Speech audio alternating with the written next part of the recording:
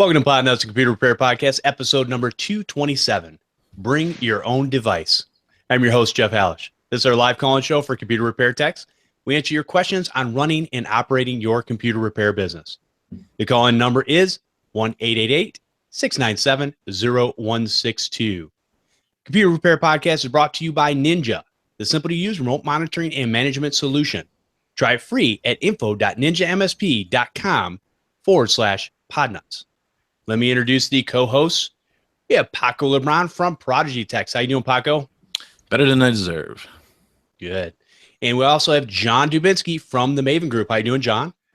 The voices in my head tell me I'm happy to be here. Awesome.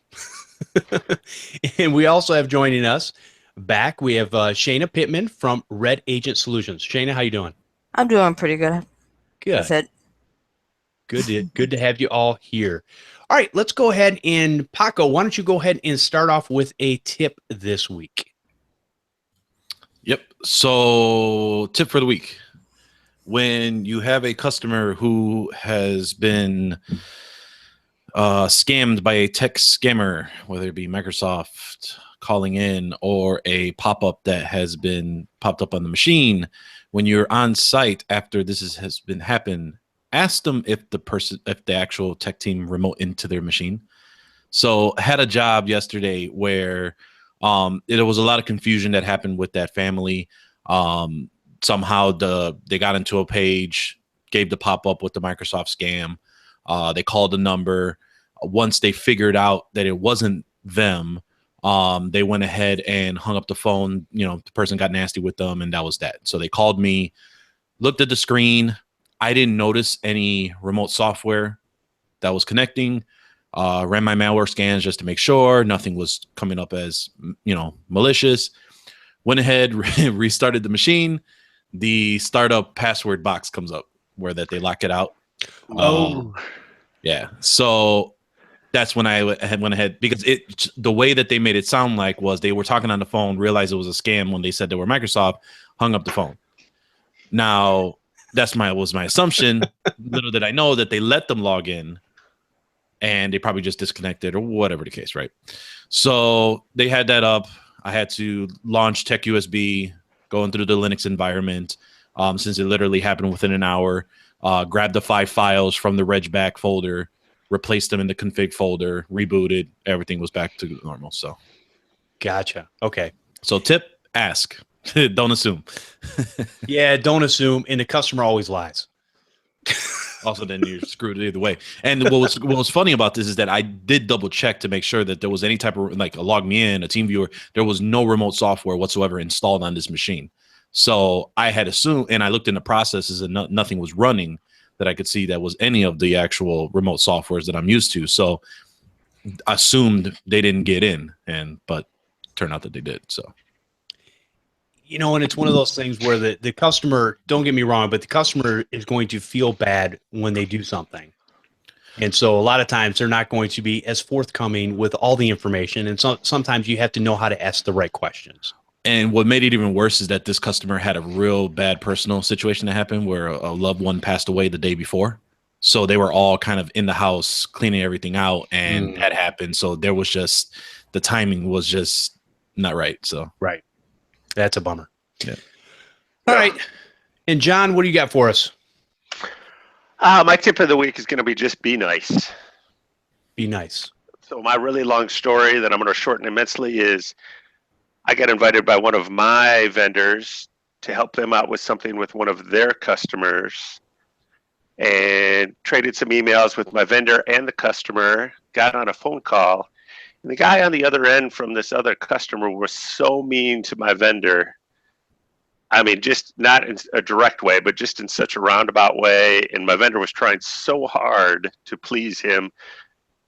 Finally, I just said, I wasn't, mean or anything. I just said, why you got to be like that? Why you got to be mean?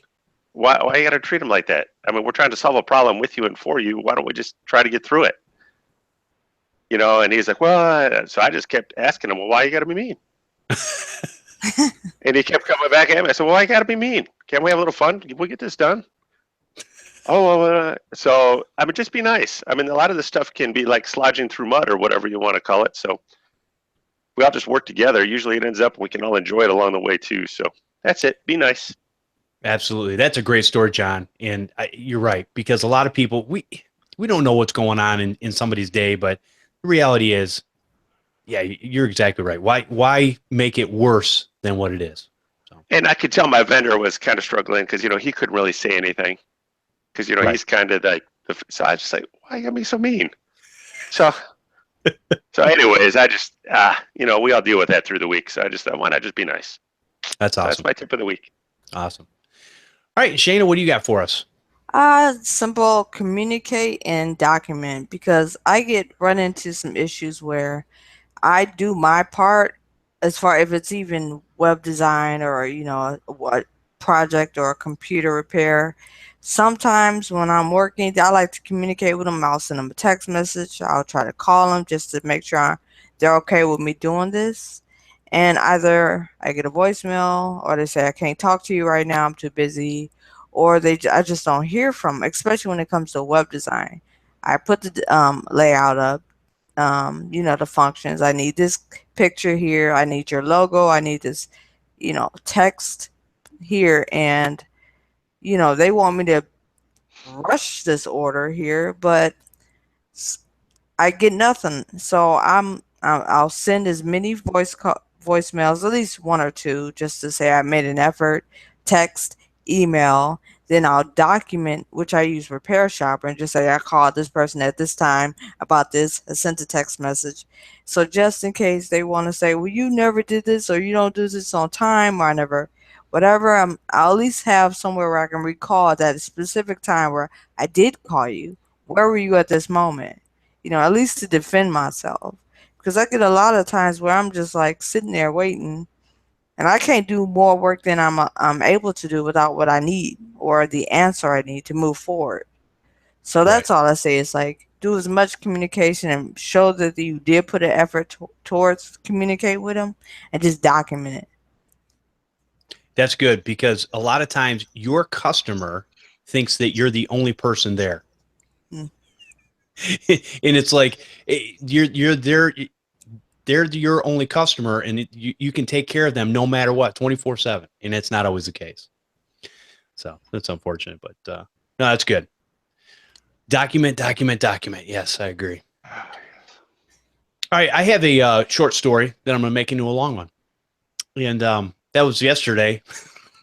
John and I were supposed to get on a phone call, and John and I were supposed to, we're putting some notes and stuff together, mostly John. I was just there. But what ended up happening was, earlier that morning, I was checking my speeds, my internet speeds, and trying to figure out why I was only getting 75 down consistent versus now I'm supposed to be on 150 burst service. And so why am I getting 75 now consistent? Not only on my computer, but on my bench computer. And so I'm looking at things, and I went to Comcast website, and I noticed they changed their programs a little bit. I used to be on the 105 down and 20 up. Well, they don't even offer that service anymore through Comcast. So I'm thinking that maybe when somebody made a switch, at some point, they basically, what they did was they put me on the 75 download tier because there was no 105 anymore. So even though when I went to my bill, it said 150. And we won't even talk about that. Yesterday, I went over my 1,024 gigabytes of data, which we're going to have a conversation with Comcast again. But anyways, so I called Comcast up and basically had talked to them, one of the people there, and all they wanted to do was roll a truck, of which I was like, no, I've checked it. Everything's fine here. Well, I thought everything was fine. Come to find out, basically, I was having issues and have been having issues with my router. So what it ended up doing was John and I were talking, and we did a couple tests. And one of the key things, now here's a problem. Consumer grade routers with their GUI interface that they put on these things now, where you basically have this web interface which doesn't work smoothly, and it never did from day one. I bought this router a couple years ago, $250 consumer grade router, and it just, every time I went in to change something, it took forever to get to that page. So John and I are talking, and we're waiting with this little spinning circle going around and around and around. And he's like, is it like this always? I'm like, yeah, on some things, on some of those tabs, to get into security, tech, connectivity or whatever. And so he's like, you know what? He goes, I really think it's the router. So John, I don't know how long ago it was, but he had sent me an Arachnus business class router from aisle 8. So I had it sitting here, which I actually have some boxes behind me. And those are actually going out to a customer because we were talking about who I wanted to use for the business class end for small businesses. And so I decided to go with Arachnus. I put that router in and called John because I had a hard time getting it reset. But anyways, we walked through that problem and got it set up. And we got in the interface and it was so lickety split fast and I could make changes. John walked me through it and we set up the oversee control panel, which you can control all your routers, managed switches, everything through this control panel. And it's really slick and nice. So now I have a router set up. So all my wired connections in the house are fine. But what I don't have is I don't have wireless. So I'm thinking, okay, what do I want to do here? Well, I want to eat my own dog food. So I decided to take my customer's wireless access point that I bought that we haven't installed yet. So probably not till next week. And the wireless access point, we set that up. I put it in oversee. Plus, I wanted to get familiar with it before I set it up at their office anyways. I set it up, same type of deal. It was slick, quick. It was nice. It was easy to change things. We walked through a couple things together, and I played with it all day yesterday, read some of the documentation, and I really, really like Arachnus stuff. And I like how you can control it, not only from oversee, but when you go into the firmware itself, it's very easy to understand. To me, it almost reminds me of some of the old school stuff that we used to deal with years ago, where your consumer grade stuff has just gone way off the charts, where they try to make it simple, but to us, it makes it more complicated because I don't know what they mean by connectivity tab. I don't know what that means. So anyways, I really liked the stuff that we set up here. And I got bored yesterday, and believe it or not, and I had gotten a open mesh wireless access point from Open Mesh for attending one of their webinars. They sent it to me for free. It was the OM5P-AC, I think. And anyways, that particular device, I set it up, opened up Cloud Tracks, got it installed in there, and that was easy to do too. So very easy product to use. And what I'm going to do is I'm going to use it for internal business office stuff here when I hook up other customers' computers. So right now, both wireless access points are running fine. The range on the wireless access point from Arachnus for my house worked perfectly fine. I went to every corner and nook and cranny in this house, and signal never dropped. So it was good. Now, the Open Mesh, which is a little smaller device, and my understanding is it doesn't have the range of some of their bigger devices. So we're not comparing apples to apples. We're comparing apples to oranges. And the range was almost as good, except there was a couple corners in my house where the signal would definitely drop off, and you could see it. But for internal office, for what I'm doing here, it's going to work perfectly fine. So anyways, I'm really liking the Arachnus stuff. If you guys haven't checked that out, I definitely would. I talked to them over 2 years ago at CompTIA, and they sent me a watt box, which I never hooked up. And so I plan on doing that now, but I just have a lot of rewiring and stuff I got to do inside the office to make it work because I've got things everywhere. So, all right. So that was my story. All right. Let's go ahead and take a break, and then we'll come back with our main topic. All right. Our show today is brought to you by Ninja, the remote monitoring and management solution to help you become more efficient, more productive, and more profitable. With Ninja, you can have faster fixed response time and offer preventative maintenance to your customers. Ninja understands what you need to run your business, which is why their RMM solution is integrated with tools you use every day. Ninja provides competitive pricing, patch management, antivirus, email, and SMS alerting. You can be up and running quickly with minimum training time. That's what I really like. You have TeamViewer integration for that remote support. It's one solution for managed and non-managed clients. Network visibility inside the RMM. See what's going on. Easy to read dashboards. Again, got to be easy to read. That's the only way I like it. Ninja is always adding new features. They have a powerful device search where you can create custom queries and export the list to show to your customers. And they also have an executive style report showing important system metrics such as health score, software added and removed, hardware changes, and TeamViewer connections. I know Paco gets excited about those things. Ninja is offering Podnutz a free 30-day trial, and when you decide to buy, a 10% discount. Take advantage of this offer. Go to info.ninjamsp.com/Podnutz. All right, let's go ahead and go into the main topic. Now, this was brought to us by Paco Lebron. So we're going to go ahead and let him kick this off. And basically, how do you manage bring your own device clients? This wasn't the topic we talked about. No, I'm kidding. So, so I was reading an article the other day by SolarWinds, and they were providing some tips on how to manage a client who allows bring your own devices to their employees.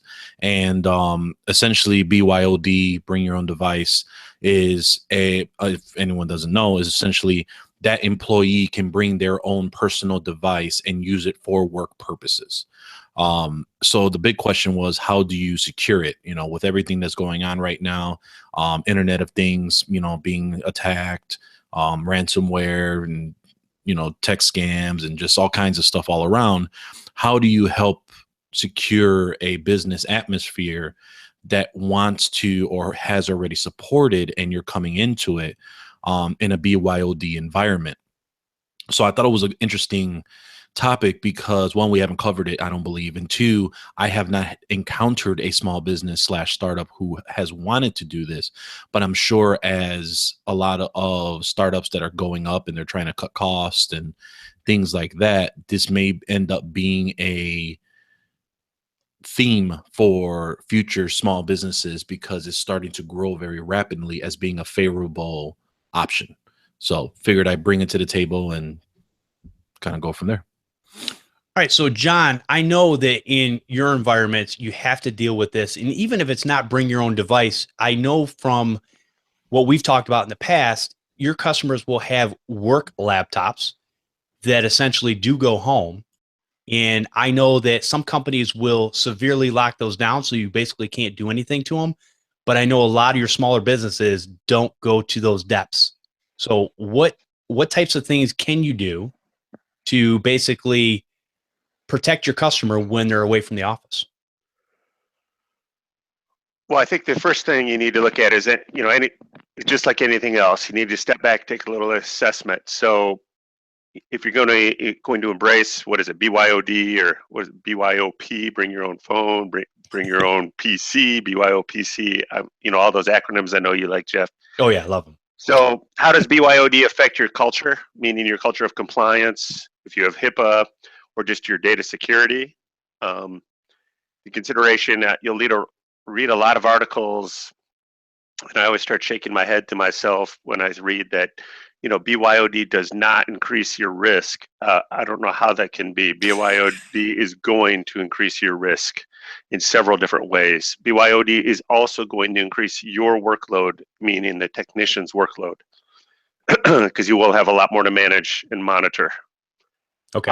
And I'm considering in some of the networks that I do that any non-business owned device that hits our network that's not on a guest network, whether it has data or not, there should be some sort of required notification to me and to management, especially in the offices where I deal with compliance. And that can be debatable, but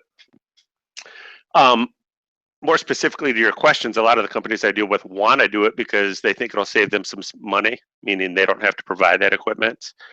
Maybe it'll increase productivity because users will already know how to use the gear that they're bringing. And it'll make our employees happier and more productive because they'll get to choose what they want, which is, I'm all about that for sure. But now, specifically to your things, how do we make this work? Just like anything else, we have to have clearly defined rules, training for our employees, what devices are permitted. The company or organization must have the ability to monitor and wipe that device if there's going to be company data on it. The device should be set up by us as techs, meaning we should set up the company's information on that device. We should adopt best practices and ignore user whining. And what I mean by that is, yes, they're going to have a password on it. Yes, the device should be encrypted. You know, all those security things that may sometimes make computing less fun have to be on there. There should definitely be a written policy, so there's no questions for the employee when they come back and say, well, you never said I couldn't surf pornography on there, so why am I in trouble? So, you know, that sort of thing. And you know, and then you have to turn 80 degrees and say, well, we have to be careful because there's also a lot of personal data on that device. So is the employee aware that we may wipe that device if it gets into trouble? And that may include their data. Now there are applications such as MDM or mobile device management. And this company that does that is called Hexnode. And I'm going to put a link in the show notes for that. I don't know anything about Hexnode. They were the first one that came up when I Googled it. So that's why I put it in there. Okay. But it's just an example because there's about 1 billion of these. My RMM does MDM and all that. But what that does is just like your RMM monitors your computers, allows you to update computers, allows you to lock down your computers. Same thing for mobile devices. So mobile device management. So I can locate that device where it is, or I can remotely wipe it and that sort of thing. But those are probably the standards that I look for before I engage in any sort of BYOD. Now, I say that like I've done this before. I have very limited BYOD, even in the companies I deal with, but I'm getting more and more pressure to do it. I can see that where they're going to kind of start wanting those types of things, but I can also see where there's going to be some of those problems because how much can you control? You know, when you think about somebody that's bringing their own device and you can remotely wipe it, you know, take care of whatever you need to do when they're bringing it in that business. I would say that even if you tell your customer that that's a possibility and you have to do it, they're not going to remember that you told them that. Even if you document it, they're going to be like, well, wait a minute, you just lost all my stuff. And so I could see where that might be a point of contention. Well, I'm hoping that BYOD dies a horrible and ugly death, and we move on to something that has a horrible acronym called MAM, M-A-M, which is Mobile Application Management. Okay. So I don't care about the device, but I might pop an application on their device that allows me to install it from like a controlled Google Play Store or something like that, or it's just a web app that allows them to get to their data. So it's a good point that he mentioned. So when I used to work at the pharmaceutical consulting company, you had the choice of either using your own device or using theirs. And what they did was exactly that. They used an app called Good, which encrypts the mail from point A to point B. And that app was managed by the IT team. So they actually put their own specific application to manage versus going ahead and configuring the mail app on the particular phone. But another thing I think a lot of people need to figure out or really think about is when talking to your client about their employees, that they don't have to accept all the devices coming in from their employees. They can have a set device standard that we know that we can help manage to either put strict passwords, enable wipe capabilities, and being able to put whatever managed antivirus or managed support on those devices as well. If we have a standard list and they have that standard list, cool. If not, you know, they could set a policy that, hey, unfortunately, that's just not one that I can really do, you know, whether it's an off Windows phone or, you know, anything like that, that may be an older version of a phone that they want to use. Unfortunately, it's not getting its patch management because it's out of its end of life. So we need to either move you up to a new phone or, you know, we provide you one, or, you know, you figure out whatever solutions from there as well. But having a specified device list may help limit some of that stuff as well. Great. So all you can bring is an iPhone, is what you're saying. I didn't say all that. I mean, although, yeah, I think it was like the last stat I saw was like 92% of all mobile malware is on Android, but that's just what I've read on that. So, Whatever. but yeah. All right. So, Shayna, what do you have to say about this? Bring your own device to work. Well, type thing? as the other guy's been talking and bring up a lot of memories of what I do on my own because I have a full-time job, and this is what I'm doing right now. And yes, Blackberries is my primary support that I do right now. Mm. And we use the BlackBerry Enterprise Manager, or whatever you call it, the BEZ or the whatever, that that three-letter word. But here's the thing. One of the guys mentioned the whole you gotta sometimes explain and educate the customer as far as wiping the device. Let them know this is what we're about to do. We're about to wipe your device. But we get emails like, "Man down." I don't know what that means, but usually they're telling us like you need to wipe our phones. And I feel I enjoy those emails because all I gotta do is hit wipe. I don't gotta explain nothing. And it's just like delete, and that's it. But that's how we manage this one company where we just have to support their devices. It was all Blackberries. They're moving into Android and slightly Apple, but it's more of a manual thing with us. We do use the BEZ, but a lot of the times they'll email us and we do certain manual work. It's not like the server that is used monitors their devices. Now, back in my early days, I did receive calls like clinics, pharmaceutical industries, a lot of big companies call in and have issues with their Apples, and not their Apples, their iPhones, and we would guide them through installing the MDM. I was supporting Mobile Iron. There's AirWatch and Good and Zen Mobile. Those are the ones that we used. But they're all the same thing. They all have their bad points and their good points. But yeah, Good was terrible.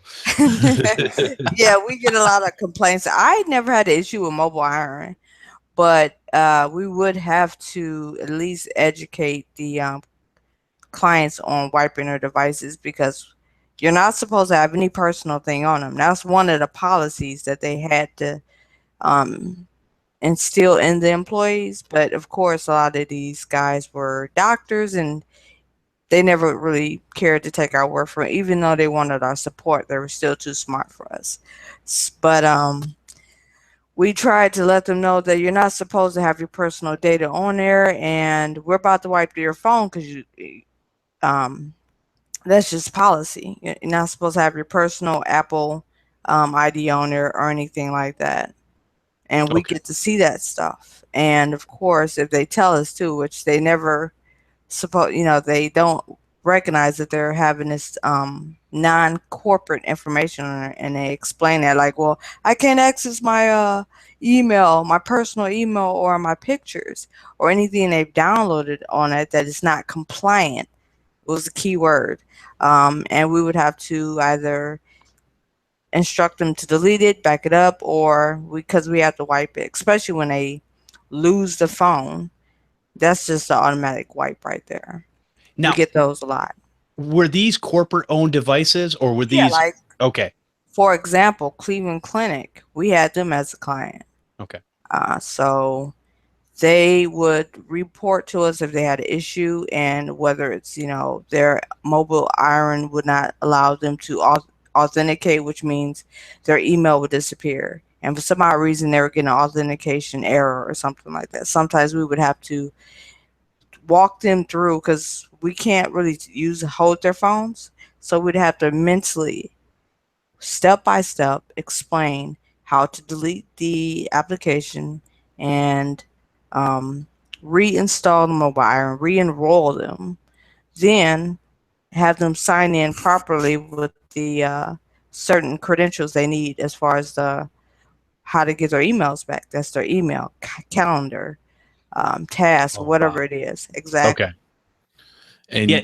it's a good point that you make, Jeff, because, you know, and especially what Shayna was talking about as well, for those that are actually using their own personal device, bringing it into the environment to use in the work setting, I think John hit it on the head that it's a lot more work. And that's why you should clarify support responsibilities, because the biggest piece about it is if there's a personal application, especially like Android, since there's so much more open to allowing different types of software that can probably corrupt the actual operating system, you may be put to a position where you may have to wipe the device because you don't know what's going on with it. And there's so much personal applications on this thing, or, you know, it's a particular thing and you have no idea how to troubleshoot it. So your best bet is to remove it.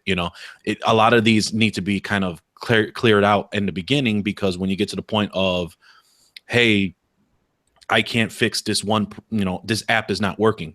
Well, those apps don't fall under my domain because that's not a business app. So that's not we're not supporting that on your phone. We're Right. supporting these applications, et cetera. So you got so many scenarios that happens on a personal device. By clarifying those support responsibilities, that's going to help you at least a little bit better moving forward. So when someone comes to you and says, my phone's not working, you have a better path on what you can take versus kind of going all over the place. And that's another thing, when they bring those phones in, especially Androids, like you said, they're using their personal phone, which has their personal information on there, and they're incorporating corporate information on there. And now they feel that, as far as them losing, because once the corporate information gets on that phone, the company, I believe, have the right to wipe it if their information is now in threat.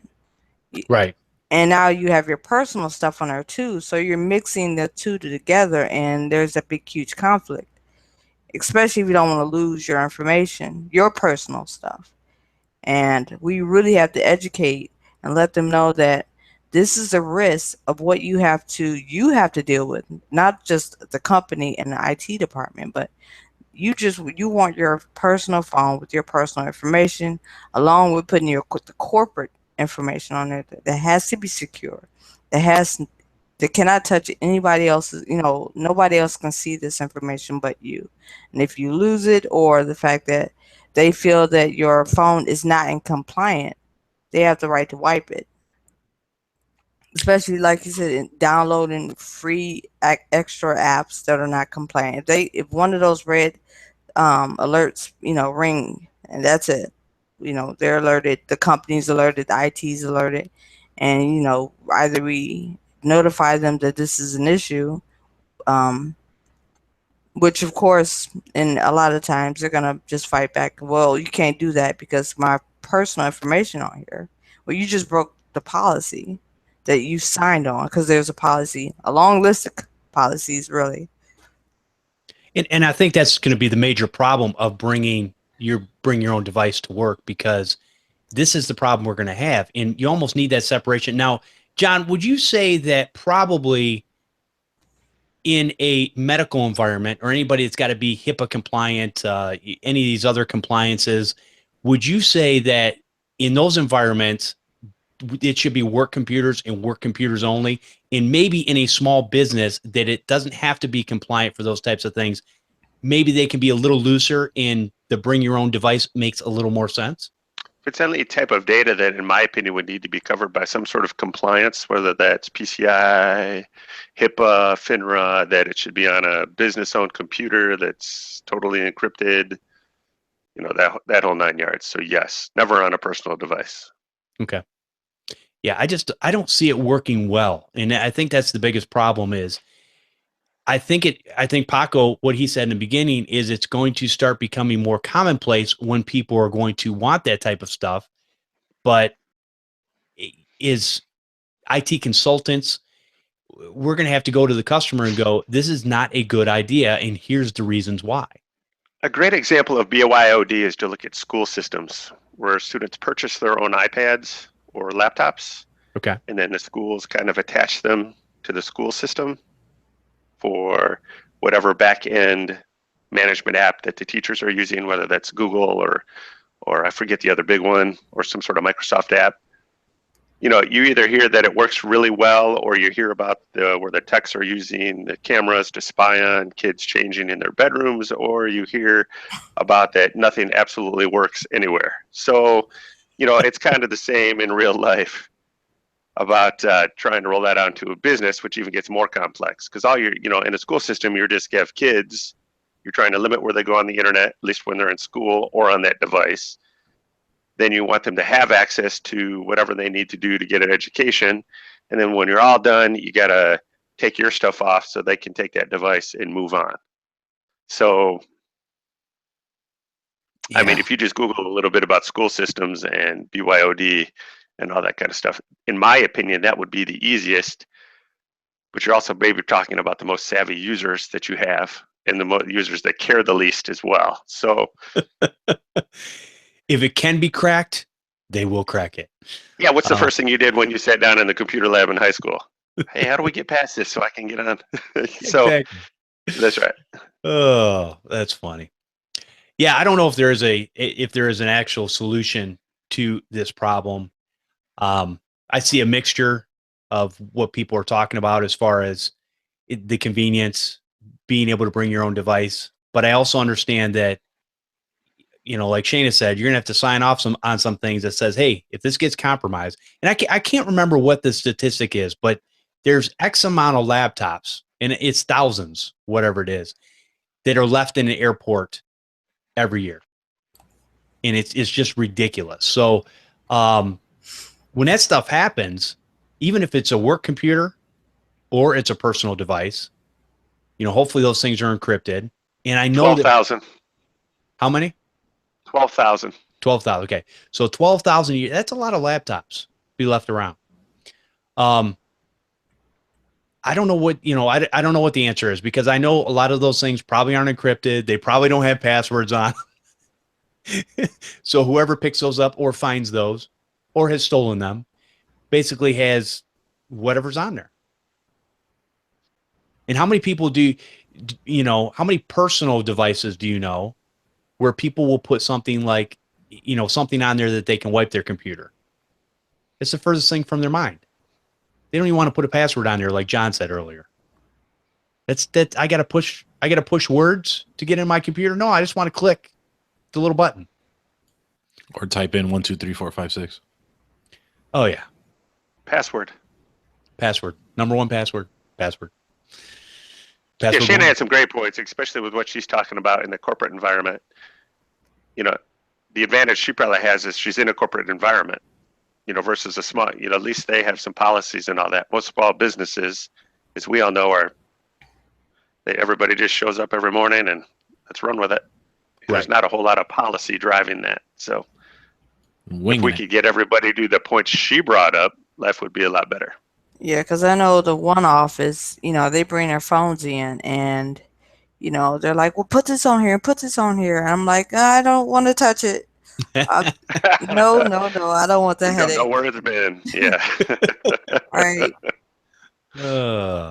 But Well- they're not used to policy. I'll say that. And I educate and I try to do as much as possible to at least speak into their non-techie hearts of, you know, the risks that they already bring in plugging their phones to the company computers. And then they want to use their phones for business, you know, especially when it comes to putting their company emails accounts in their phone. Then you are going out and, you know, with the CEO always sending them emails about specific information, even information regarding their employment, like policies or certain warnings or whatever it is. That's company information that, you know, the staff members, you know, always a couple of times have maybe lost their phones. And, you know, I hear that all the time. Well, if you put company information on there and you're careless like that, you're putting your company in trouble. I mean, we have to educate the staff. I'm sorry, I'm used to saying customers all the time, but the staff of taking that step to protect your company, because you are employed with that company, and you should be interested into protecting it yourself. It takes, if everybody do their job, then it's easy peasy. You Right. know, but they Well, don't that's do a great point too. If they lose that device and it has PHI or patient information on it, you now have a breach. So now you need to report. And now, yeah, I mean, that's a big deal. Yeah. So I don't know. Again, I'm not sure that is there any solution to this problem? BYOD, Yeah. Other than Don't kill do it, John? kill it, slash, step on it, crush it. Well, the great thing about it too is there are now, I mean, as long as you're not buying everybody, MacBook Airs, there's a lot of more affordable ways to get technology into their hands, at least maybe for a small business, might be the same price or less than trying to do BYOD. So Okay. I know it's not $1,500 for a laptop necessarily for a small business quality laptop. You might be able to get 2 nice laptops for that price. Right. Or depending on what they need, maybe some off-lease equipment or just something basic or something to that effect. And I guess if I was to think about doing that, which I don't think I am, because I already see the headaches where I'm at now. But looking at AirWatch, and I guess if I was to price those type of MDMs and see which one would be a best solution, and just kind of run it over with the CEO or president, whoever is requesting or allowing the staff to bring in their mobile devices. So I guess it'll probably just start with them. If I was to just, fish around, see if, if they're comfortable with using AirWatch, and go over the cost, then go over all the other small bits of even the implementation of it, and then the education of it. So that'll probably be part of the consultation, is kind of just getting everything on paper and a agreement on what we're looking at here as far as cost and time and just the complication of everything. How about SolarWinds or Ninja? Do they have any sort of MDM yet with their products? Ninja does not as of right now. Okay. Yeah, I don't know. I know some of them have, and I know that people have asked about that before. And, one of the things that I had thought about when somebody said, hey, we need to monitor people's tablets, I'm thinking, for what?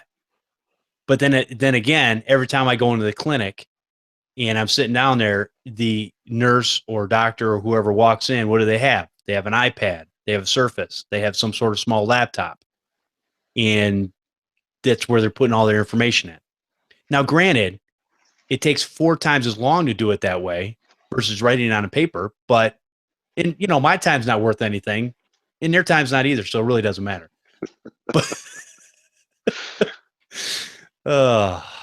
But anyways, so I see that a lot more, and hopefully I'm looking at those devices and going, okay, hopefully they're staying here at the end of the day because they're just used internally, and hopefully they're not going home, because obviously the database and everything you're hooking up into through there has got my information on it, whether it's saved on that device or not, but there's hooks in there to be able to get to the information. So I don't know.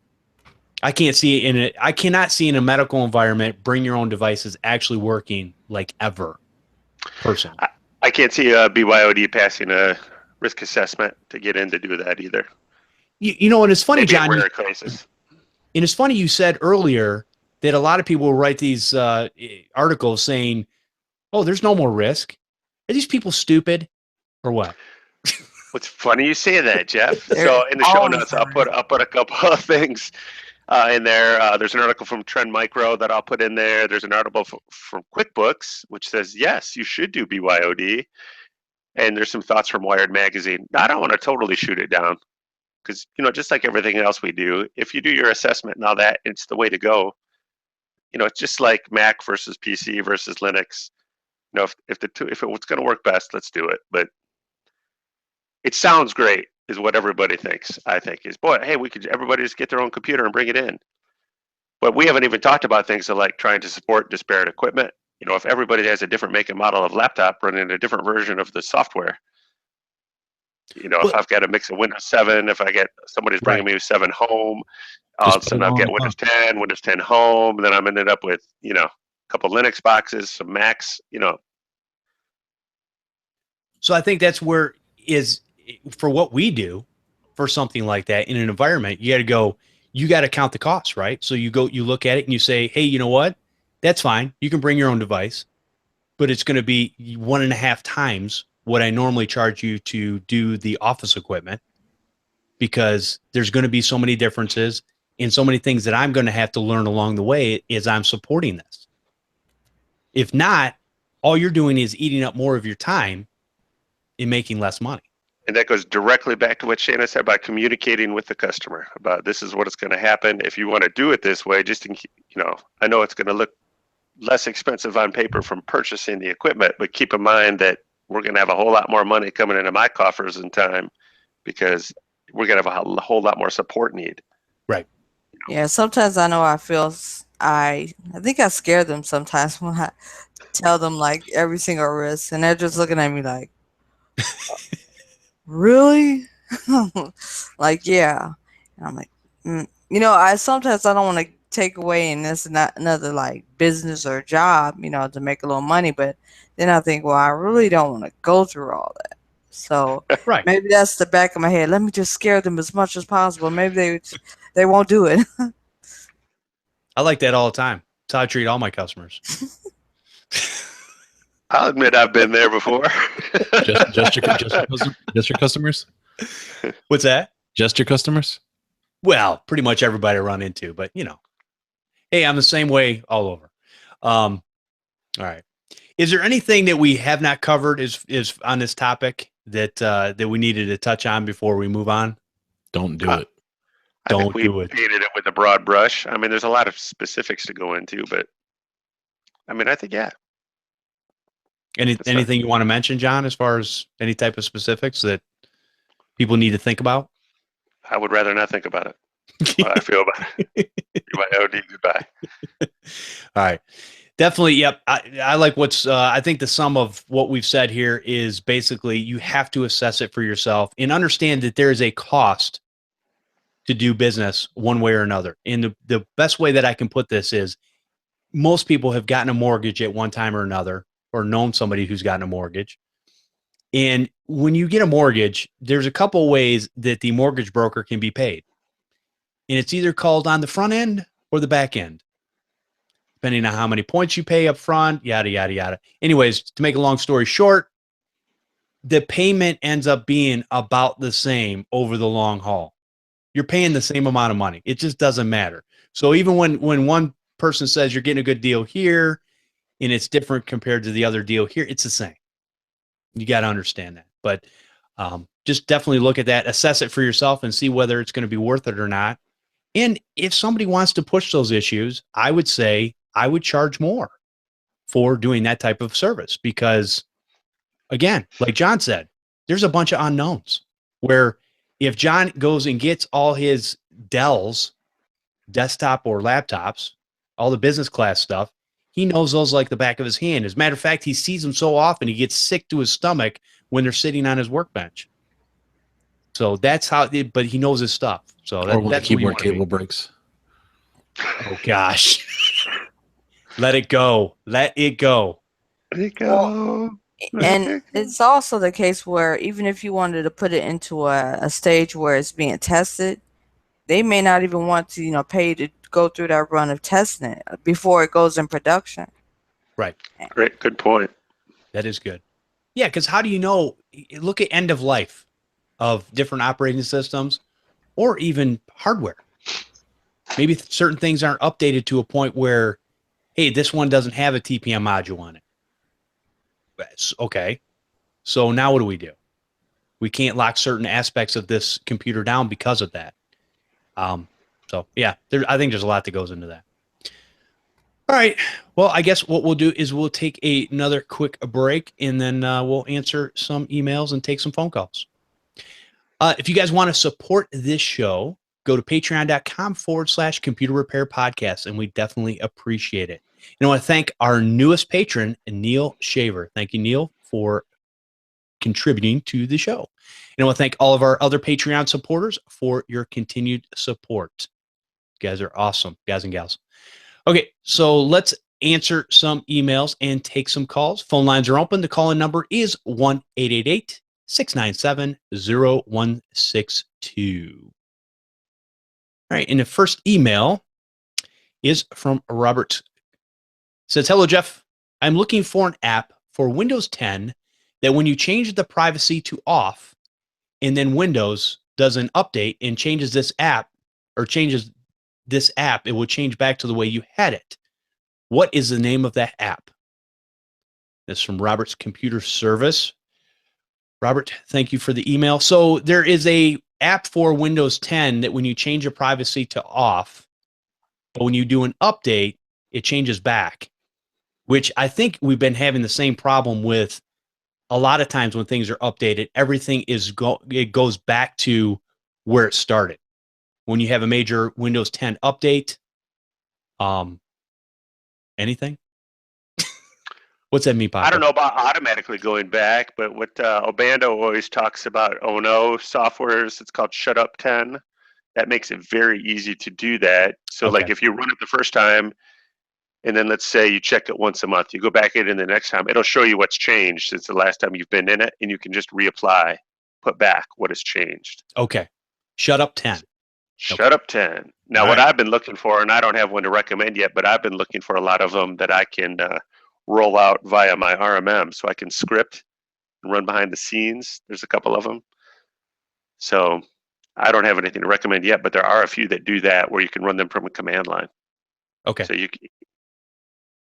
and for me, I don't care because I just turn everything on, so it just doesn't matter to me, but whatever. I don't particularly care about that part either, but I would like to get rid of Cortana on the business desktops just from the aspect so that it doesn't pop me up and say, hey, do you want to bet on, March Madness games and stuff like that, non-productivity things, or put the ad in the Windows Explorer for, OneDrive and that kind of stuff. Right. I don't need users wandering any more than they do already, and I don't need Windows to help them do that. Squirrel. What? That's right. All right. Paco, you know of anything? Nothing? Nada? Nope. Turn everything Not off. me either. Okay. All right. So I guess Shut Up 10 is the one that Mr. Martin Obando talks about. So definitely check that out. And I'm sure we will have a link for that in the show notes. I'm working on it. All right. Second email. This is from LS Computer Systems. Hey, Jeff. Oh, this is a follow-up to the Amazon email that we talked about last week. Here's what they are taking from the providers. Prepackaged services. Services with a defined scope which allows customers to purchase based on price estimates. For example, TV wall mounting, bed assembly, treadmill assembly, move-in or move-out house cleaning. They take 20%. This is Amazon services. Home services, yeah. Yes. I've been on it. Okay. Custom services. Oh, so you can talk to this in a minute here. Services that do not have a defined scope and require project details and pros custom quotes, for example, deck project, electrical wiring project, weed control project. They take 15%. Mm-hmm. Wow, that's quite a hit there. Recurring services. Services typically set to a recurring schedule, for example, standard lawn maintenance, regular pool cleaning, standard house cleaning. Prepackaged services such as move-in or move-out cleaning, deep cleaning, hardwood floor cleaning are considered non-recurring. They take 10%. So any type of recurring service like mowing your lawn weekly, they're going to take 10% from that. And that's not including the background checks, and that's not including the I can't remember if it's a monthly cost or a yearly cost for Amazon to be on the home services. So when I enrolled in home services, so I don't have home services anymore. I was actually thinking about turning it back on.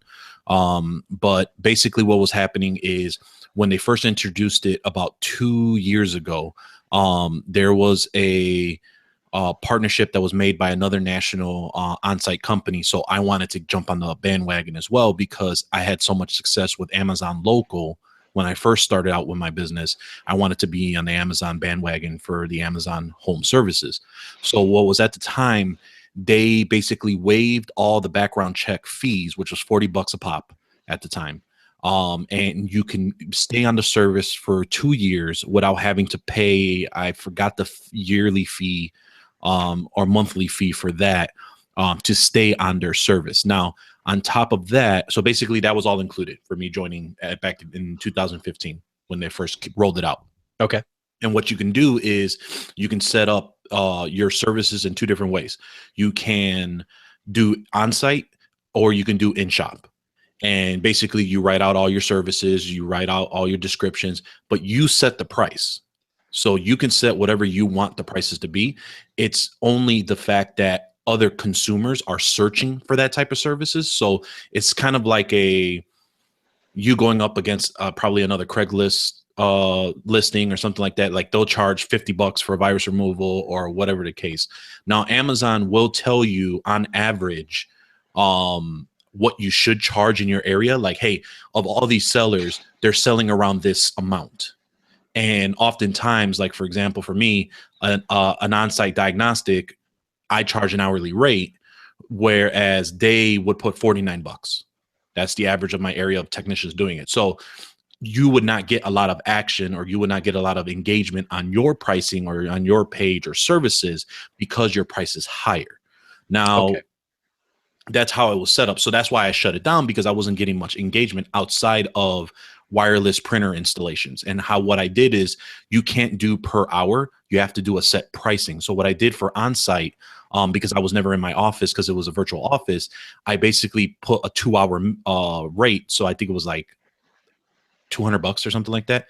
And I put $199 or $189 or whatever the case it was. And people would purchase that and then go on site, because I know it's not going to take me any more than an hour, hour and a half to put a wireless printer up. Right. So that's why I was comfortable with that flat rate. So if it did go over on 1 or 2, that's on me because something weird happened. But outside of that, usually within 15, 20 minutes, I made a 2-hour minimum. So That's what I was doing there. Again, like you said, once they pay, you have to receive a signature from the customer. Once they sign it, it takes about 2 days for them to deposit the money in your account, and they do take their 20% off the top. Okay. Very good. Thank you for I've been noticing when I check out that it says if I give up my Amazon Prime shipping, they'll give me a $20 credit for the service. Amazon services. Or they'll actually, if a customer is purchasing a part, they'll say, hey, do you want a professional to do this? Yes. And for whatever price. And when you click on it, then they have the ability of choosing who they would like. And then how the communications work is you have to do it through Amazon's dashboard. You never get their information as far as an email or a phone number. No, I'm sorry. They give you the phone number. They don't give you the email address. So you can call the customer, but they won't disclose the email address to you. You have to communicate through the dashboard or get it from them outside of the system. Okay. All right. Well, continuing on. So with all that information too, we have claim-based jobs, new cancellation policy as of March 13th, 2017.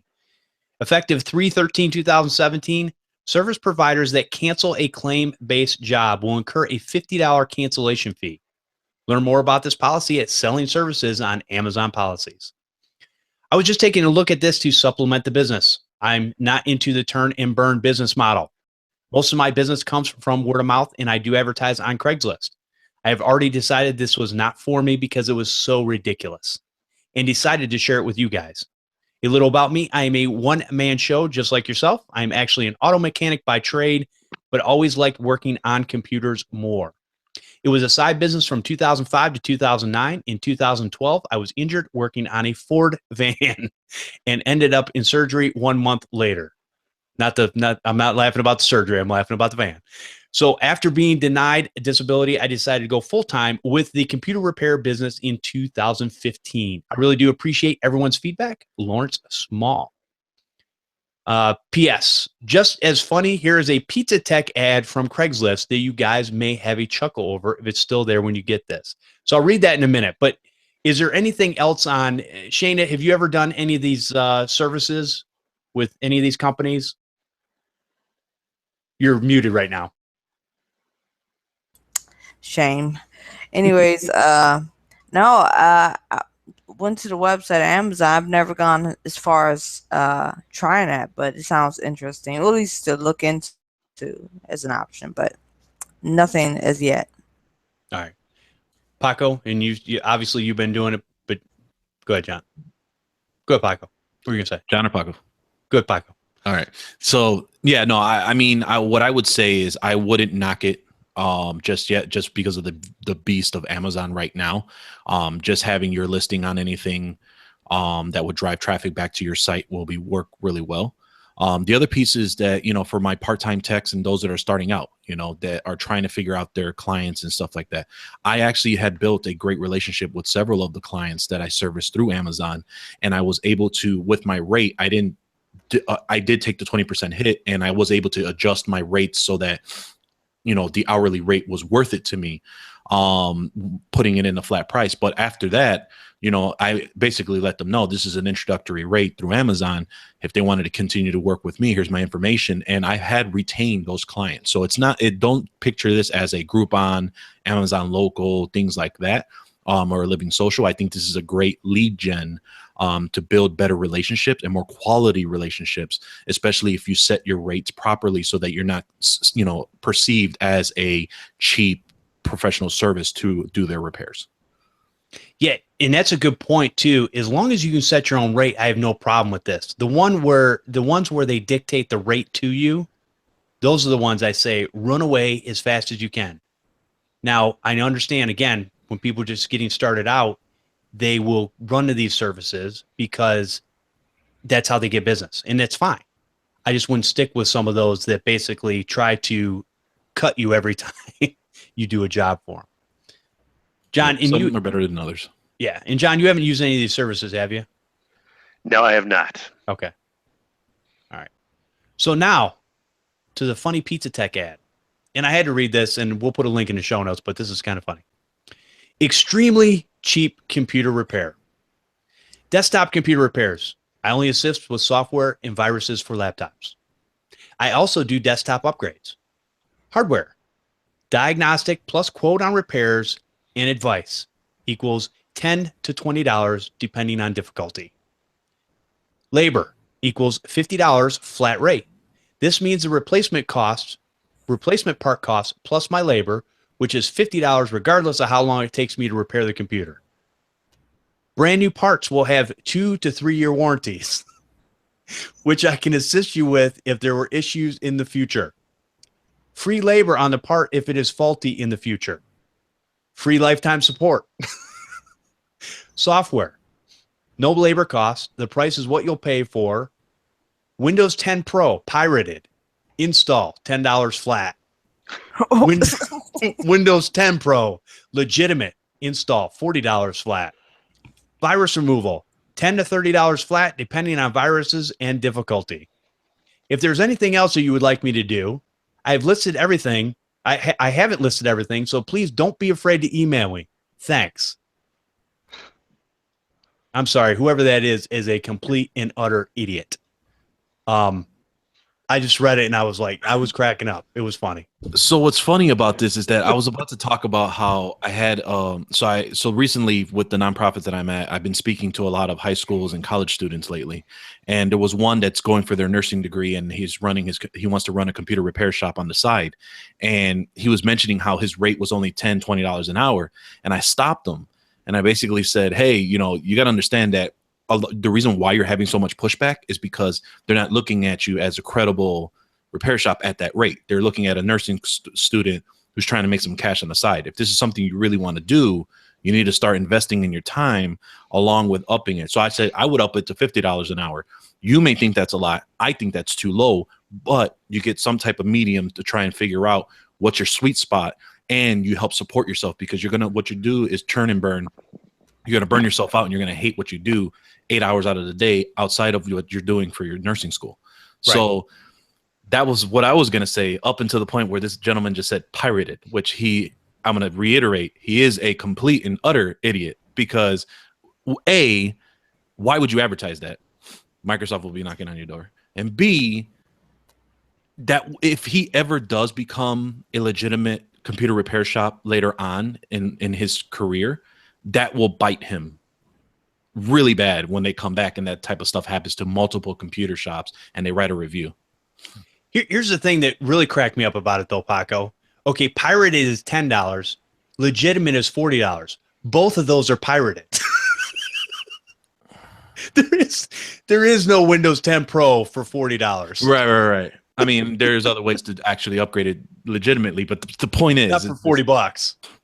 Well, I'm assuming that's labor, not the soft. Is that the software itself? He's saying. I'm assuming. Okay. I don't know. Yeah, but maybe yeah. not. Maybe there's an ad in. This was a very poorly written ad. Number one. Okay. With the title being extremely cheap computer repair. The way I look at it is if, Paco, who you're talking about, if he's charging $10 an hour, we'll raise the rate to $100. You only got to find one job versus 10. There you go. That's it. Yeah, and you'll be much happier. A lot of people don't realize this, but whether you clean houses or do whatever type of service, there are not all, but the majority of people out there do look at what they pay for something as far as it being quality. Whether it's true or not doesn't matter. But the higher your rate is, the majority of the people will look at it as quality. Now, yes, there's a bunch of cheapskates out there, and there's people who want free this and free that. Don't look for those customers. You want to look for the ones that are going to go, wait a minute, you're charging 100, they're charging 50. I'm going with you because it sounds like you know what you're doing. It's a psychological thing, but it's absolutely true. So think about that when you're setting your prices. All right, that was quite a chuckle. That was funny. Okay, so let's see. We've got Windows and not updating new CPU. Hello, all. Some of you might know about this, but for the ones that do not know, this will help. Microsoft will block Windows 7 and Windows 8.1 from updating on newer CPUs. And there's a link we'll put in the show notes where somebody wrote an article about this. To this, I say, so what? Here's the thing, people. And I'll let everybody else speak after I say this. But most people, the way they get a brand new operating system is by buying a new computer. Up until Windows did this weird thing where they allowed people to upgrade from Windows 7 and Windows 8 to Windows 10. But before that, and here moving forward, here's how most people get a new operating system is by buying a new computer. Now, from the business environment, I understand that a lot of people are worried about some of the devices that they're buying from Dell or whomever with these new, I think they're the Kaby Lake CPUs, that they're not going to work with Windows 7 and Windows 8.1. Here's what I will say to that. In certain cases, that will probably be true as far as updates and stuff go. I will also say this, is that stuff has been done in the past many, many times. Most of the time, your stuff will work. But what Microsoft is actually saying is they're not going to support it. Which, whatever. I don't understand all the underlying reasons of why they say that or why they're doing that. But I don't think it's that big a deal when you're going to the store or OEM to buy a new computer. They're going to have it working with whatever operating system you need. Yes, and is Windows 7 going to be around? Probably not. And here's the thing. Most people, and John, correct me if I'm wrong, but most people are working to move their people to Windows 10 anyways in most of these environments. Yes, there are certain businesses out there that they have this old software, which probably needs to be updated anyways. There's probably security issues there that those people are not even thinking about. But the problem is they don't want to spend $10,000, $20,000, $30,000 for a brand new license. To that I say, sometimes that's what you have to do. So you can't live on software for 10, 15, 20 years anymore. Sometimes you got to upgrade a little bit. And so I don't think it's going to be as big of an issue. Well, we got till December or January 2020 for Windows 7. Right. Right. If you're going to make an investment in a new business PC at this time, unless you have some sort of business decision to make that says you can't use 10, yes, I would suggest you would be using 10. Right. I mean, unless you're in some huge environment, I mean, for small businesses like we deal with, and I would say that's up to like 100 users, Windows 10 is the way to go. One of the biggest reasons that large corporate environments aren't switching is, due to the large upgrade size. Because if you can imagine pumping 4 gigabytes of upgrade information to 5,000 PCs, I mean, that's definitely doable. And I understand they have tools to do that with WSUS and other things, System Center and all that. I get that, but that's still a lot of bandwidth to be pushing around. That's a big deterrent. That's one of the biggest things I don't like about Windows 10 is we're going to get brand new reset on all my Windows 10 PCs coming up here in about a month? Right. Well, and here's the thing from my environment over at Ford, we have Dell Optiplexes with Windows 7 Enterprise on it, right? Those are going to work for the next 3 years because we just got them put in. 3 years from now, it is not going to matter, even to the big environment that I work in. So that's where I go, they'll figure out a way. And if they don't have to use that type of processor or what, it's just not, it's not going to matter. In 3 years, we'll probably see Windows 10 on all those corporate computers. I don't understand why the reason everybody's so upset is this is just different. I mean, all the other manufacturers do this. Apple, how long do they support a device? 3 years? Boom, done. Exactly. No more updates. No more software support. So, in my eyes, I kind of like it because it gets rid of the 7, 8 year, 9, 10-year-old PCs that are hanging out at places where they shouldn't be. Exactly. So, yeah. And operating systems. Because even if you get a new PC and you want to put Windows 7 on there, which I don't know why, again, unless there's certain specific software that you need, they won't work in that environment. But I have run so many things over the years that still to this day work on Windows 10 no problem. So yeah, to me it's going to be those obscure things. There's always exceptions to the rule, yes. Correct. But in general, yes. So anyways, not a big deal as far as I'm concerned. Yeah, I agree. Definitely. Paco, you want to say something? He's over here nodding his head. I agree. He just doesn't want to be the bad guy. Sorry, I'll be the bad guy for everyone. No, I mean, you said pretty well. I mean, the only thing that it sucks for is the customers that are stubborn, but this gives us an opportunity to let them know, hey, our hands are tied. You got to do this or that. Yeah. So there's not much you can really do about it. Outside of business applications, like you said, I mean, everybody pretty much hit everything what people would be concerned with. I mean, don't get me wrong. There are small business customers that use things like survey software. And the software they've been using works on Windows XP. That's what it was written for. And so these are not internet connected devices. And I've worked on these machines still today.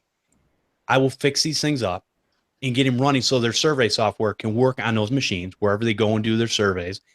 It's not a big deal. It works fine for them. So, because again, for that small business, to spend 20 grand to update their license to get new software to work with Windows 7 and above just wasn't worth it for their business model. So, all right. And let's see. One more email here. All right. This says, hi, Jeff. And this is from Anthony Remus.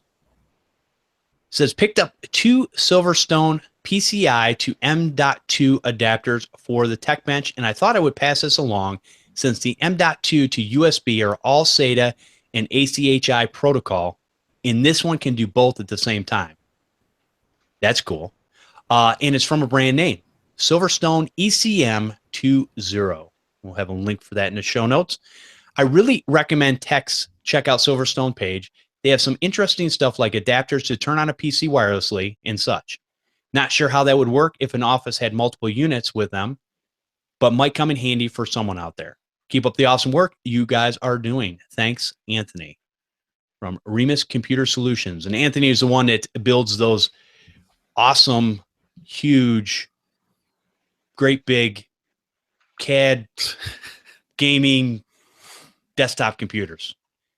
And they're beautiful. As a matter of fact, we were talking, and he's going to send me a picture of a couple of the builds that he's doing for one of the companies that him and Brad Torrey are working on. So he brings up a good point because I have yet to find a good M2 SATA adapter. So I'm going to actually check that out because of the ones that I purchased from Micro Center or Amazon, I don't get any response whatsoever, even though I know that the M2 SSD is good. Okay. So, and I don't know if it's because of my dock or what's going on, but I've been having that issue. So I'll check this out because I have yet to find a good one that translate properly. Works with the regular M SATA, but M.2, I haven't had any luck of finding a good adapter. Interesting. Okay. Have you tried an enclosure? I have not tried an enclosure. As far as like the little chip ones that you plug it in and you grab that and plug it in, or what? Yeah, you remember the enclosure we used to throw the 2.5-inch drives and it would make it into like a USB drive. Right. The enclosure, we'll either take an M2, we'll take both sizes, MSATA or M2, and you slip it in there and close it up, and it makes it look like a 2.5-inch drive that you can then slide into your dock and all that kind of stuff. Yeah. So the one I use is from ZTC, and I've had good luck with that. Okay. Yeah. I'll put a link.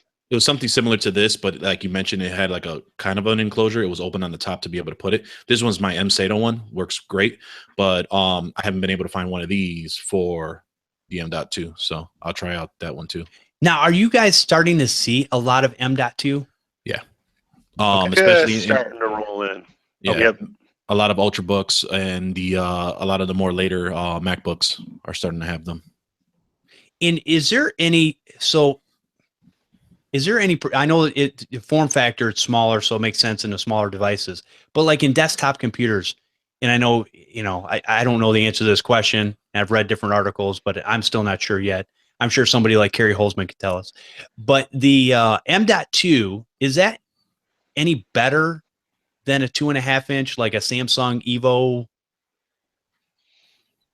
I don't know. So anyways. All right. Well, there's an adapter. All right. And Shayna, do you I can't remember. Do you do any type of hardware repair and stuff like that? So do you use adapters and different things? You're muted again. Jeez. No, not too much hardware lately. I haven't really experienced anything like that. Usually it's the typical regular SATA drives when I'm doing like either data transfer or complete replacements, but that's pretty much it. Nothing. Not too many people got solid states right now. Okay. So, I mean, yeah, not that I know of. Okay. Sounds good. All right. Well, I think that is going to end our show off. So I'll tell you what, Shayna, if you would like to tell people where they can find out more about you. Well, mostly redagentsol.com. That's my website. You can leave me an email or some type of message on my Facebook, which I believe is under Red Agent Solutions. You can check me out on Red Agent Solutions on Twitter. That's it. All right. Cool. We'll appreciate you coming out and sharing with us. Yep. All right. And Paco, where can people find out more about you? They can find me here on the Computer Repair Live Show every other week at 3 p.m. Central, 4 p.m. Eastern. No news yet on when we will be back with the new podcast with me and my good friend, Matthew Rodella. For those who have not heard, we actually had ended the Computer Business Podcast a couple weeks ago, and we will be relaunching it into a new show. So I will keep everyone up to date and let you guys know when to tune in. Awesome. Good. Good to have you. Hey, Mr. John Dubinsky, where can people find you at? And you're muted.